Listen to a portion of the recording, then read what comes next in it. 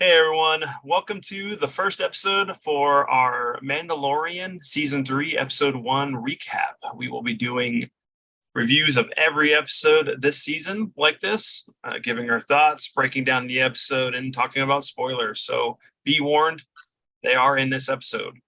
Until then, let's get into the episode, guys. Yeah. So, Mandalorian. Was it just me or did it seem short? There was a lot that happened in that episode. Yeah, it was. I mean, it was densely packed, but it felt short. But honestly, the first portion of it was just rehashing what we've already done, right? Yeah, and for me, that was fine because I still haven't seen the other two seasons yet. It gave you the update at the beginning of it, but I think there was a lot of it. Okay, here's a question: how many people thought that beginning with Mandalore, when they were, when they were showing the boy, thought that was him getting initiated into it, and I was trying to figure that out. And that stretched out a bit. Yeah, that was as cool as it was, especially considering the fact that we got, Mando coming in to save the day and him just blowing the crap out of that turtle gator. And was like, man, there's a feast right there, guys. You guys can live on that for years. Exactly. That's what I was saying. Freaking turtle gator soup. Yeah, you can just literally carbon freeze it and just pull out sections you need and then go back and carbonize it again. I was, as bad as Mandalorians are supposed to be, I was waiting for the one it chomped down on to be cutting his way out. Yeah, exactly. Or after it died, I wanted him to climb out just to show just how bad, they are. But they didn't. Which I didn't. I mean, honestly, I didn't have a problem with it, but you can see where the story's going as far as what happens later in the episode. That a lot of the Mandos that were following certain characters have been moved over to the group, the occult. I like how they explain that they were a break off before Mandalore fell. Yes. And then the houses all separated, and they all wanted that whoever had the black saber would be the one who would reunite them. And because he kept it and didn't give it back to her, she didn't get to become the new leader. Which is weird that they went back to her. I mean, the armorer, because considering the fact that she doesn't even have the dark saber. It's Mando who has the dark saber. But the thing about this whole thing anyway is that if he finds Mandalore's helmet, he's the undisputed. Yeah, and he wears I the have helmet. A feeling that might be where they're headed with this. His atonement thing trial. But doesn't up to this point, didn't they already explain that just by having the dark saber, technically he has right to rule over Mandalore? Whoever has it can lead, but it doesn't make him. It doesn't make him their king or their total ruler. He needs to have that helmet, and I believe that's what we're going to be seeing towards the end of this. I just thought it was funny because what is her name? The lady who played Starbuck in Battlestar Galactica. Yeah, remember they were saying. I love all the rumor mills that come out, all that stuff, guesstimating that goes on. And there are a lot of rumors that happened after the end of 2 that just this episode alone proved wrong. Because they said, "Oh, she's not going to be in it anymore. She was her story arc ended, and then she's in the very first episode." Yeah, but it was good to see Bo-Katan anyway, considering. Yeah.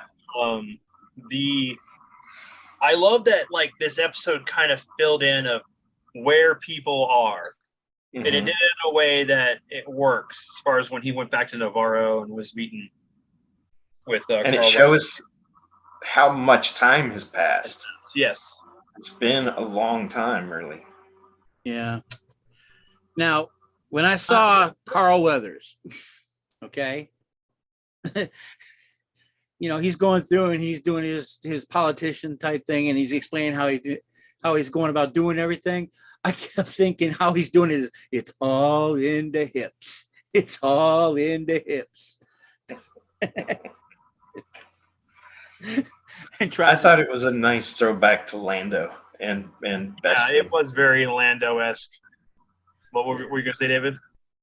No, so like right before I went and saw the episode, I saw a headline where it was talking about how Favreau was trying to explain the timeline that's going on, and like watching the episode, I think he misspoke because he talked about how Grogu was with Luke for 2 years, but I don't see how that makes any sense because Book of Boba Fett happens right on the heels of season 2 of Mando, and like Book of Boba Fett seems to transpire within maybe a month.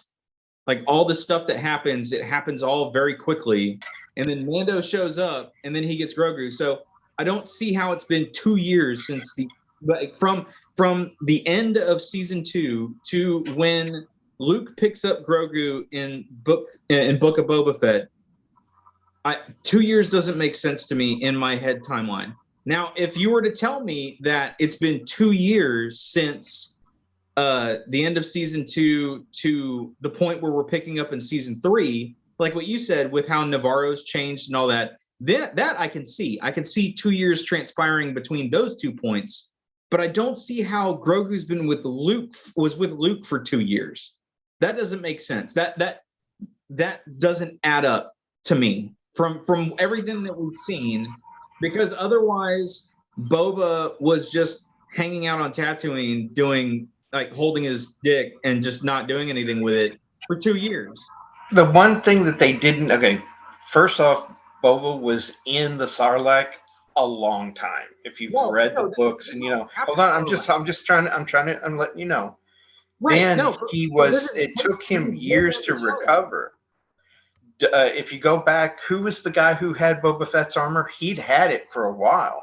Right, but but end of season 2, Mando, Boba is around, right? Boba's there. He's already done the Sarlacc thing and all that stuff. He's already done healing and everything. Right. Assassin chick. So the little bits and pieces of some of Boba Fett to me, I always thought were taking place, like we had the 2 timelines, right? We have him getting out of the Sarlacc pit and all that nonsense going on, and that's leading up to him, hanging out with the Tuscans and all that good stuff.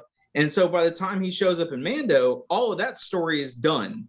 Then he shows up with Mando, re-gets his armor, and then season 2 ended with him going and murking that one dude, just taking him out, right? That's where season 2 ends with Mando. Grogu wasn't in it, was he? Wasn't in what? No, he had left him with Luke. No. But remember, he shows up at the end of Book of Boba Fett to help them with the Rancor. With the Rancor. Oh, yeah. Grogu is with him with that. I forgot that. Yeah. Yeah, that's what I'm saying. And this is where it goes back to they screwed themselves by putting that section of this story in Boba Fett. Because and it wasn't supposed to be. That was caused by somebody else. That's fine, but that's where like the beginning of this season felt kind of, again, it felt like at least the very beginning we're retreading.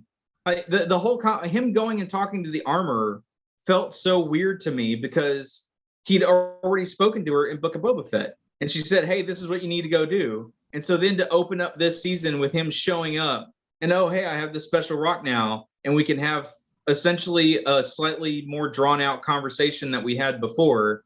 So you can just tell me again what I need to go do again, and now I'm going to go do it. It just she didn't tell him where he needed to go. And wash himself in the cleansing waters of Lake Minnetonka. But remember, the ongoing thing here is that the world is dead. It's toxic. It's destroyed. It's dangerous. And because of that crystal, he figures out that that's not true.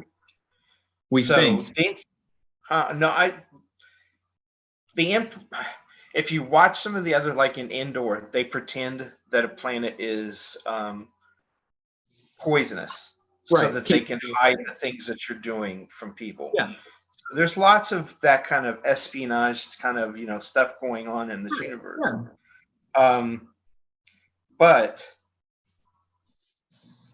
Favreau did say there would be a time jump at the beginning, and then there'll be another time jump towards later on in this season. So, and again, that's where, in my mind, I can see where 2 years have passed since end of Boba Fett, or even end of season 2 to now. I can see that. I just don't see how Grogu spent 2 years with Luke. So that's what I'm saying. I think that interview with Favreau, he was speaking off the cuff, and I think he may have misspoke about timelines and when certain things happen and who hung out. I know that in their when they're writing this, I've seen, because you can actually watch some of the stuff where they're talking about and plan. They map out a timeline, so in their mind there is some timeline there that explains it to them.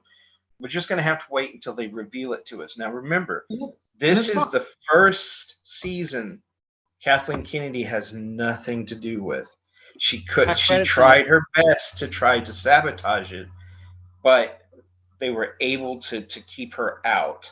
Yeah. So at least with Mando so far, this first episode, like, I wasn't necessarily blown away by it. It was, I'm patiently waiting, right? It's like there was good in it, right? There was definitely some things that, again, it felt like a retread, but that was just by the nature of it to catch everybody else up on what was going on. I kind of wish they had, I don't know, it felt like a lot happened, but as I try and think back on the episode, it doesn't really feel like they got very far. It was, hey, Mando, but again, maybe it's just because I already knew what Mando needed to do. Mando needs to go to Mandalore. Well, really quick, let me go talk to the armor about needing to go back to Mandalore. And then I'm going to go and talk to Carl Weathers for a little while, and that was great. And then I'm going to fight a couple pirates for a second.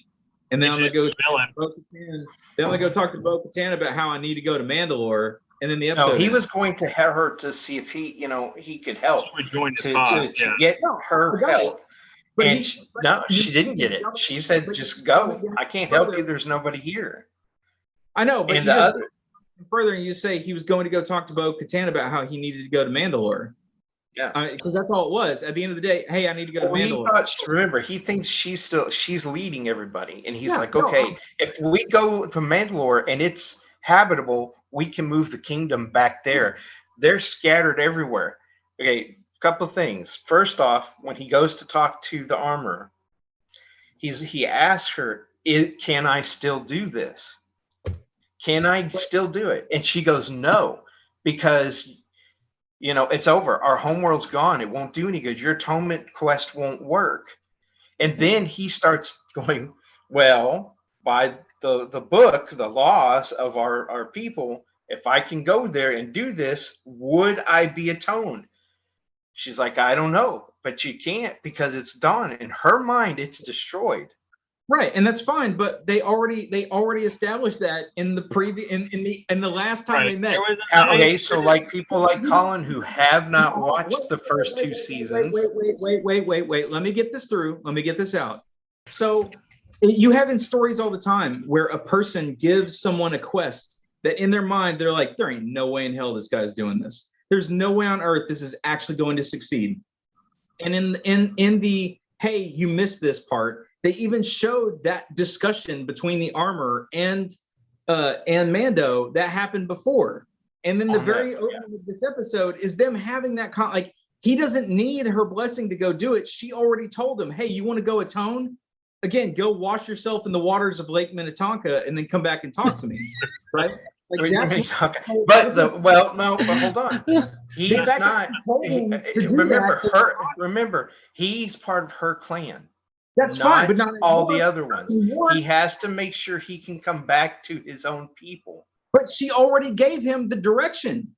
She already did. That's what I'm saying. We retread that ground. She already told him, hey, you're out of the club. If you want to come back in, go wash yourself. Right? Go take a bath. Right. Sometimes it's about soap.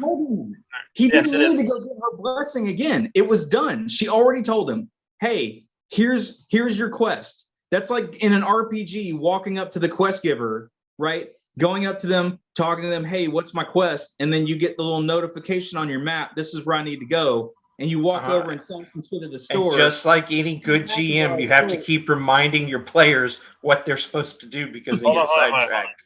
No, but what it is that the fact that no one's like played this game in like 2 years. Yeah. So they have Or to go backtrack. some people have never even played the game, and are coming into a game in the middle of it, and they're like, "Oh, what's going on?" You're coming into the middle of a game. You should understand. So they kind of recapped it just a little bit for people. No, and they No, did but they did it more than that. They did recap more than that. Yeah, they already did the recap in the actual recap of the show. I fast forwarded through it, so I didn't even watch it. Well, I waited till I got to where the planet was all being burned up, and I was like, okay, now I can start watching it. Literally, the opening recap has Mando talk to the armor and explain this. So it would have made more sense for Mando to have gone and spoken to Bo, and then her talk about how all of her people left and were displaced. And then then he goes to Carl Weathers to see about what he can do for him. Like whenever he fights the pirates, maybe then he finds a contingent of Mandalorians that used to be with Bo-Katan. This is the weird thing about the Mandalorian. Even with season 1, how things happen, right? The organization of when certain things take place always weirds me out. Like in my mind, it's happening. I know why it's happening, but I think, well, why is this happening here when you could have put it there and it would have made a little bit more sense? And you didn't have to tell me this thing right here because I understood where you're already going with it. But I get that it's a need to explain things overly to people, which is for some people, because some people have to have right. What do you call it? Exposition, so they can keep up. But the thing is, too, it's about pacing, because through this episode we had the turtle croc attacking the Mandos. You had IG-11 coming back from the dead attacking. It's because the only part of his memory was he had to kill the Grogu, and it's like, why are you doing that? You had the whole scene with the pirates, the introduction of the pirates, which introduces a new villain to the right, which is going to be chasing him now while he's on his little quest. Those are going to be the antagonists who are kind of always on his tail. Then you had the space combat, which was fantastic, which is what was needed. We haven't really had any kind of really good space combat in Mandalorian. I mean, I could have done without another asteroids. I would like to have seen something, maybe going through like a ring planet, going through like the rings and fighting and doing that.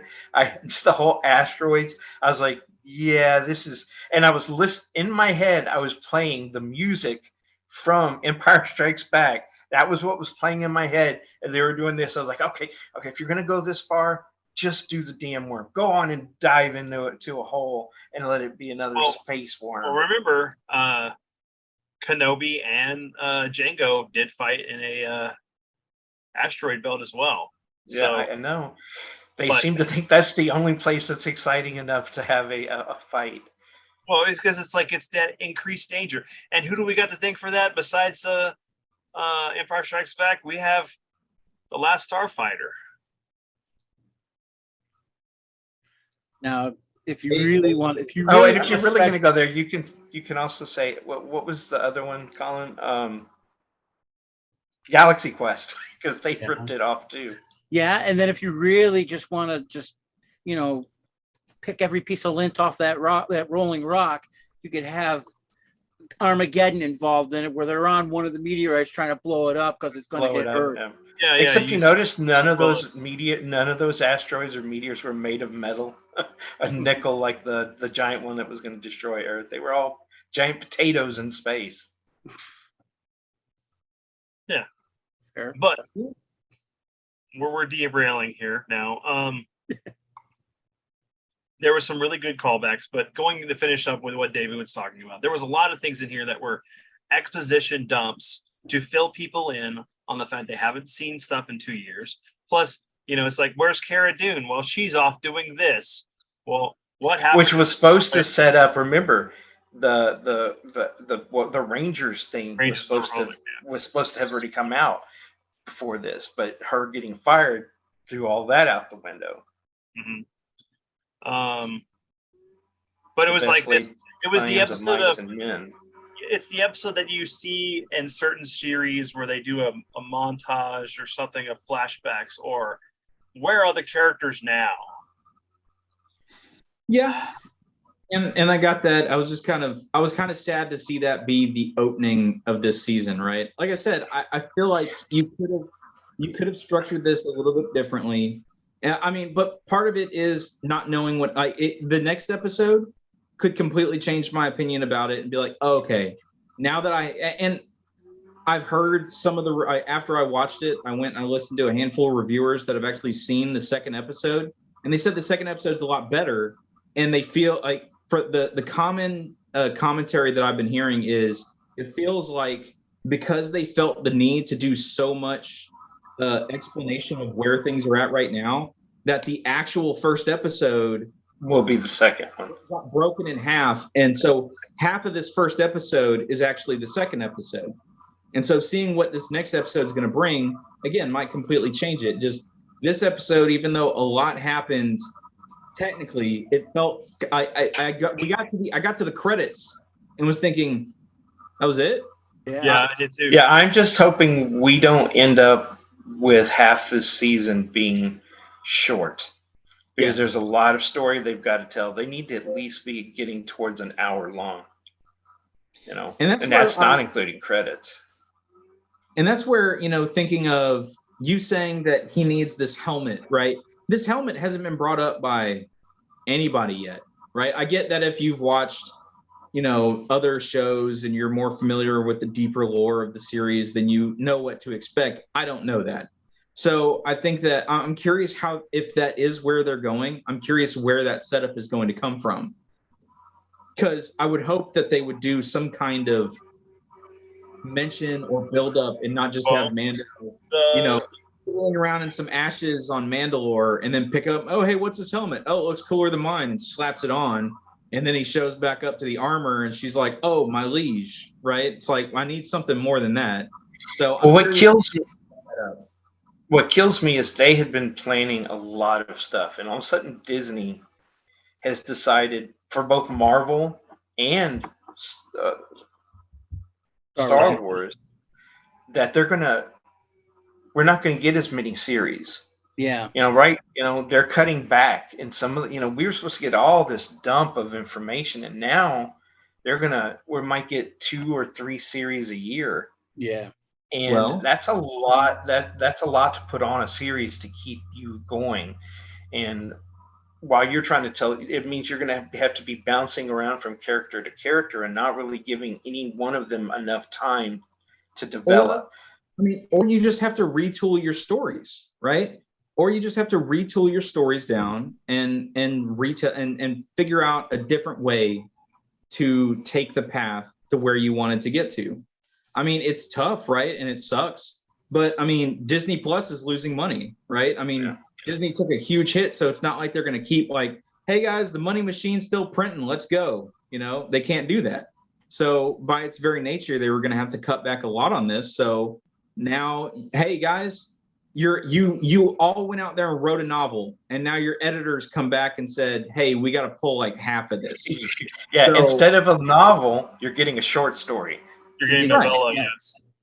So maybe you can't do the George R.R. Martin where you've got 50 different POV characters and each one of them was going to have their own individual series to set all this stuff up. Maybe you're going to have to cut out some side characters that you might have wanted to see, and instead they're going to be just kind of like a reference in the background, like we used to get, right? We've become so spoiled with some of this stuff where it's like now we expect to see every Z-list character that's ever existed in the back panel of a page of something, when it used to just be cool to see, hey, I think I just saw Psycho Pirate's mask in the background of the House of Mystery in this episode of Constantine. That's kind of cool. I don't expect to see an Easter egg instead of, I don't want to see Psycho Pirate, not really, but it was a cool little nod, right? So maybe some of this stuff that we were expecting to see more in depth gets turned into that kind of background noise that we all used to be excited to kind of see happen in there. And instead, you're going to have to figure out how to tell your story a slightly different way. They're trying to fix the things that you're having a problem with. And to do that, they have to fix the problems that came off of all the bad decisions Disney made for 5 or 6 years. I go back to the legend stuff and bring some of that so that you can bring some of the fan base back in, and then have a logical story that bleeds around all the characters. There's another series that's coming out, and I think it's going to end up being animated. It was going to be live action, but now I think they're retooling that to make it another animated series. And that is going to tell the story of Palpatine and Plagueis. The helmet. But that was not only established in lore, legends back in the day, but it's also was established in the Clone Wars. Yeah. So it is a prominent thing. Now, there's a way you can do it that'll work, because we know that possibly Rex is going to be in this series, and Rex had a big part in what was going on in the Clone Wars with the Mandalorian, especially with, Darth Maul and a couple of other people that were rebuilding Mandalore after the destruction from the Empire. Even though within the original expanded universe, there was a rift between the Jedi and the Mandos. And Mandalorians, yeah. Heavily. Yeah, there was actually a war between them at one point. Which would make the Obi-Wan and Mandalorian woman a Romeo and Juliet story, bridging in all of that together. Well, because it happened in the past, they were like trying to bring, there were people who still wanted to keep that chasm going and that rift, but the vast majority on both sides wanted to heal it. And, the fact that Obi-Wan fell in love is a great thing, because it goes against the current, or at the time, teachings of the Jedi. Yeah.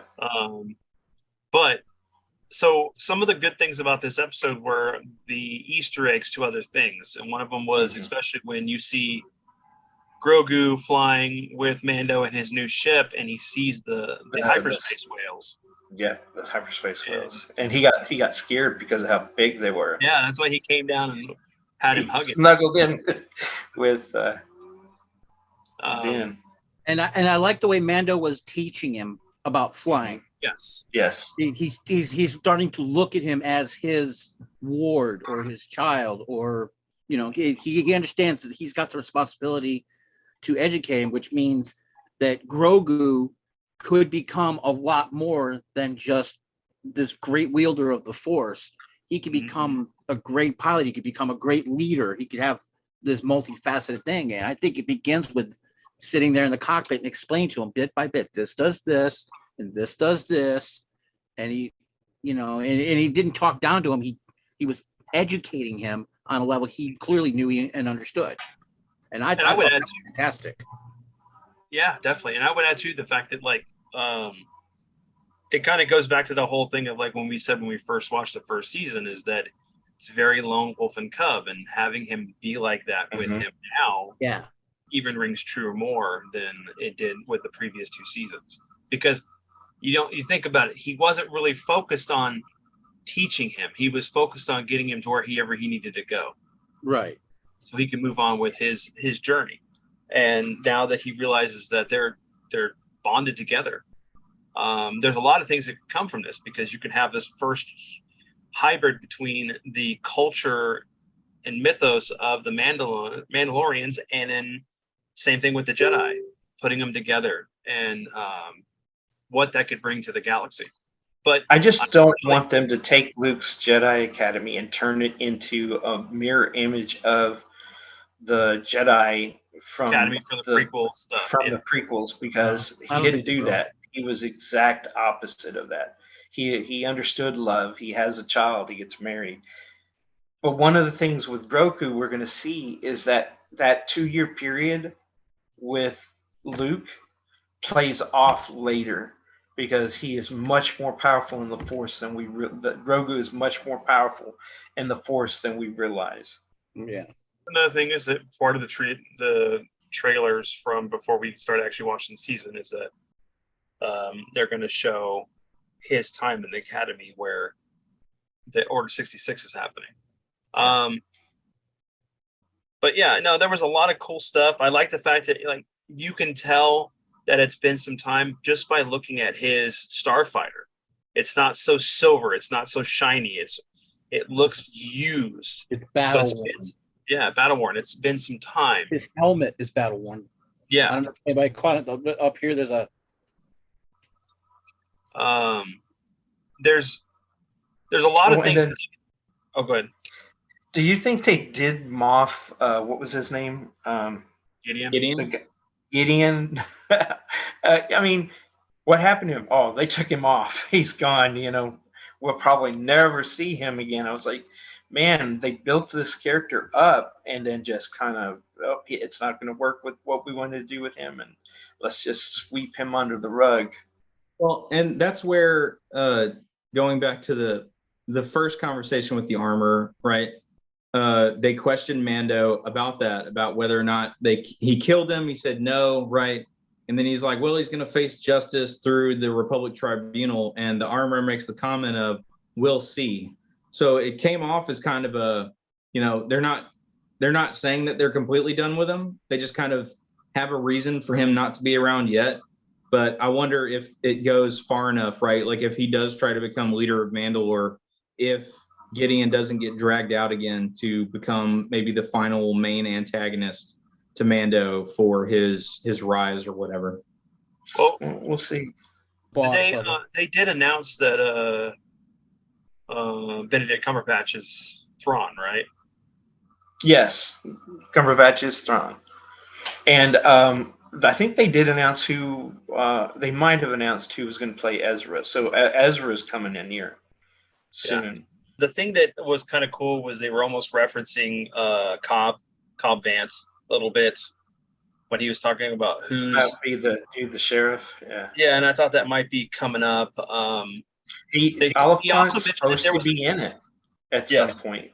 So, and they did mention that there was another a droid or somebody that could have Carl Weathers' character was saying that could have gone with him, and I'm like, well, who could that be? And I expected, honestly, when that droid to come in and said, hey, we got visitors here that are very important, I would have thought we would have seen Leia or somebody, you know, just because of the fact that they don't like the Republic, but you would see emissaries from the Republic coming to talk to him to try to persuade them to be on their side. And you can understand why they went from a Republic that was said they were going to be doing good, but because politics drove everything, they didn't accomplish anything, to an empire, which is disguising itself as a republic, and then eventually that all goes away and goes up, you know, just wipe out the Senate. So I understand, and remember that was in the books. The Outer Rim did not trust either the Republic or the Empire. Yep. They were the libertarians of the Star Wars universe. I kind of wish that the repair people were Ugnaughts instead of Boobah Freaks. Well, I like them. They used the Ugnaught in the first season, you know. Yes, they did. That is true. They did use him. Yeah. Nick Nolte's character was fantastic. Yeah. So do you think they were trying to do something to associate with the guy who refers C-3PO in The Rise of Skywalker? Yes. I think that's exactly why they put them in there. Was that Mon Calamari he went to at the end of that? No, he says, it almost sounds like it, but it sounded like he was like, holy crap, is this freaking Akbar's home planet? Yeah, because Mon Calamari is a complete water planet. It has floating cities. And I was like, you know, that's not, no.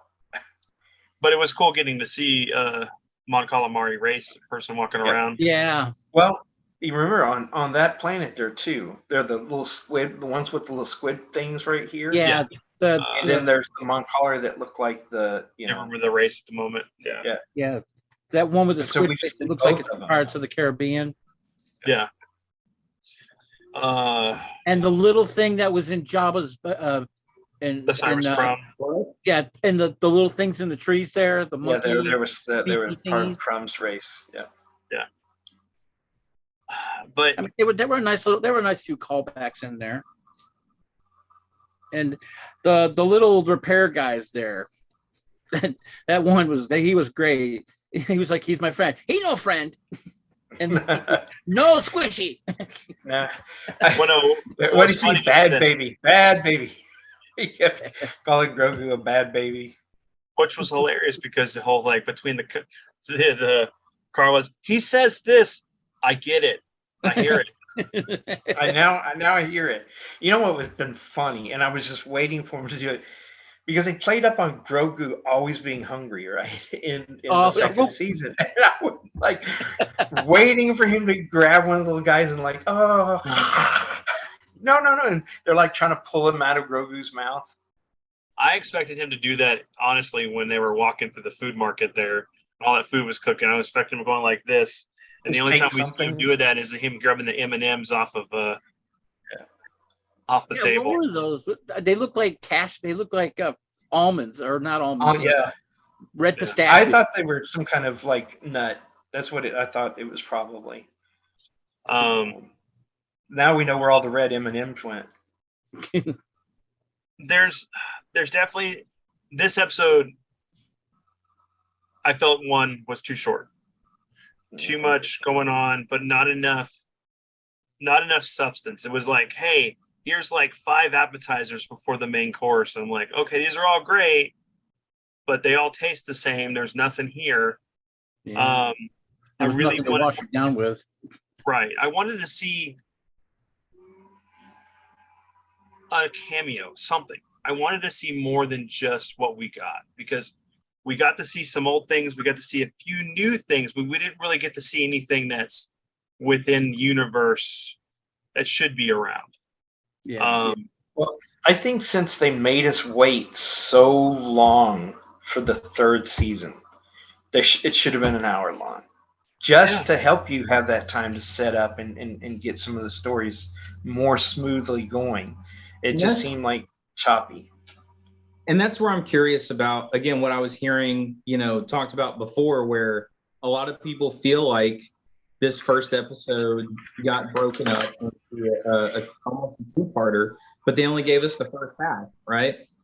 I'm really curious to see what the second episode looks like. And it will make me wonder why they didn't just release 2 episodes at one time. It's not like that's right. It's like, hey, just to kick y'all off, right? And we know y'all been craving to get your hands on this material, so here you go, here's 2 episodes, and so you can sit down, and even though it's technically 2 episodes, it will feel more like a single episode because you can sit down and watch them back to back. So I'm really curious what this next episode has in store in terms of where it shows the only thing I could think of is that they have a set number of episodes, and they got a little leeway to maybe split some of the episodes to extend them out. So it feels like there's more because of the limitation of what's going on within Disney and them trying to kind of curtail. Well, and here's the thing. Andor is getting 2 more full 10 or 12 episode seasons.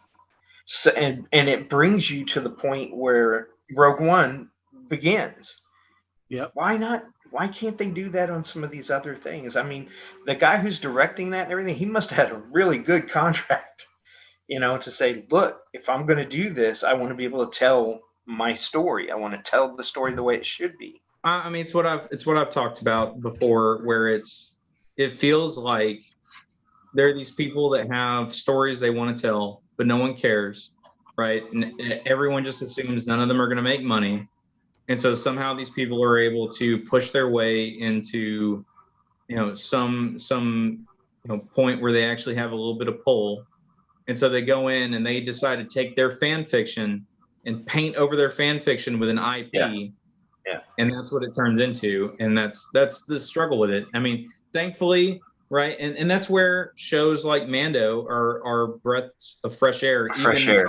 Even if they're slightly mishandled because of political jockeying behind the scenes and all that, it's a different character. It's a different side of the universe that we don't that we haven't really seen on screen before. So for that reason, like I said, this first episode kind of landed meh for me, but I think that I'm still with it. I'm still looking forward to seeing what they're going to do with this, where they're pressing towards.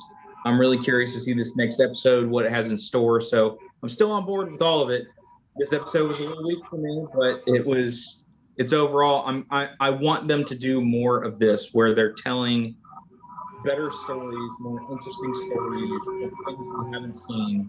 I don't need Rey to be an Obi-Wan. I don't need her to be a Mando. She could have been a nobody, and it would have been a really interesting story to tell. And in fact, it would be more interesting to tell stories of nobodies that have no tie directly to people that we know from the lore. Just tell a good story of the character, and the character will last, right? That's what Mando has shown. They told a good. That's what Andor did. It has no Jedi in it. It has none of the tropes that everybody associates with Star Wars, and it's a good show. Here's a question for the panel.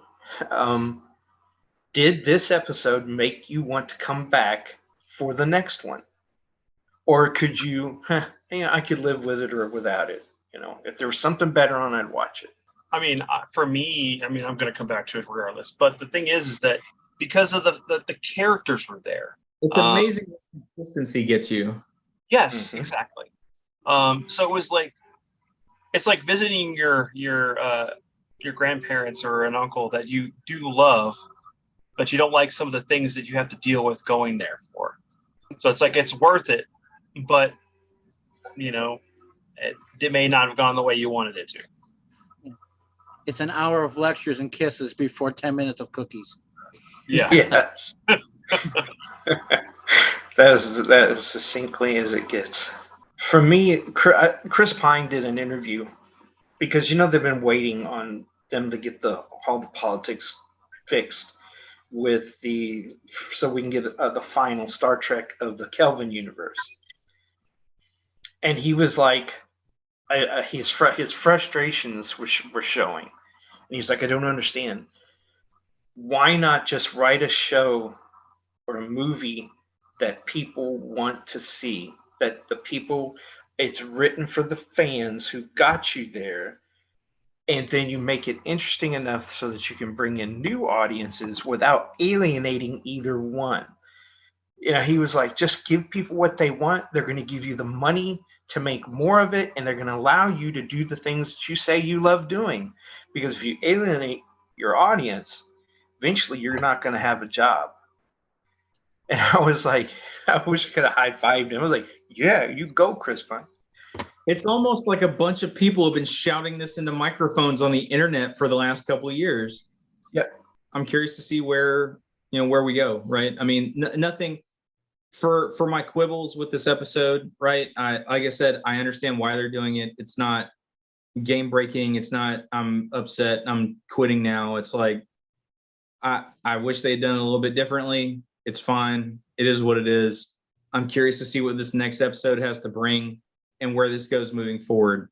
They've given me no reason to go running for the hills. Like you said, the characters are still consistent. They're still the characters that we've been following this whole time. And for that, I have no reason to be, they haven't given me any clear reason to jump ship yet. So I'm on board, and for my quibbles, it's still enjoyable, right? This one was one of the mediocre episodes to me, but it had some good action scenes to it. And if those action scenes are what we have to look going forward, right?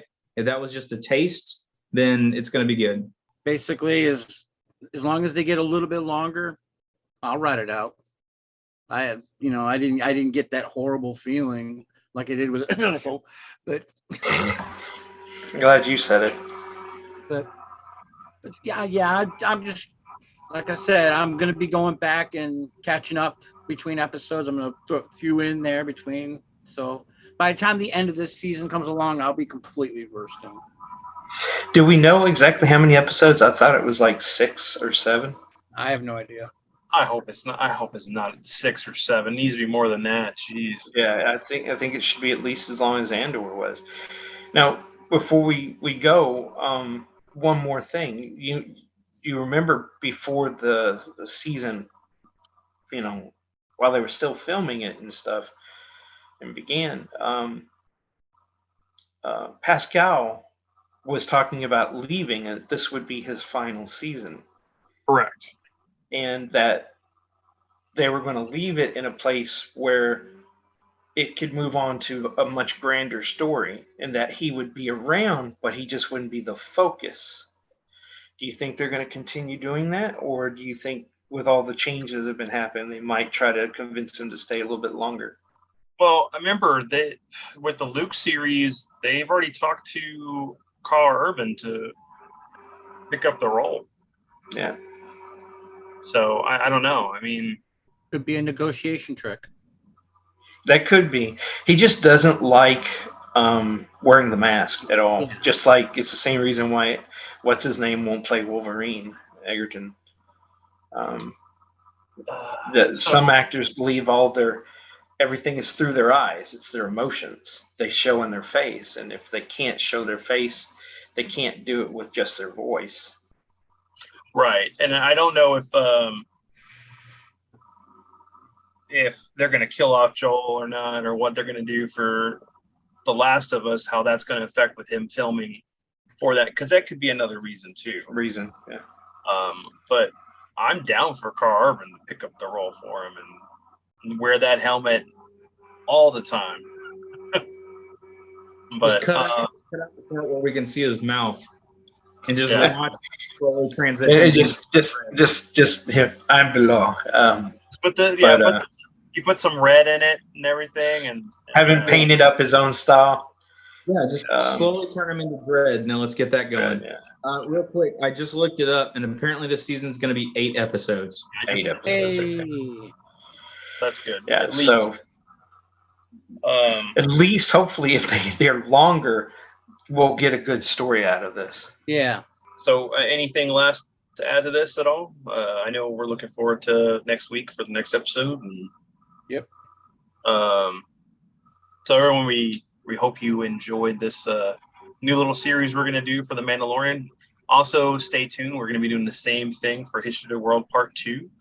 We're going to review every episode as we go and watch these. So That starts the 5th of April. Monday, the 6th. Monday. Oh. Because I already got it scheduled on my Hulu. You could schedule it to start. So it is my hard day off too, so I am stoked. Oh, I am so ready. Yeah. But all right, everyone. We hope you enjoyed this little video episode. We'll catch you next week for the next one. Later. Right, everyone.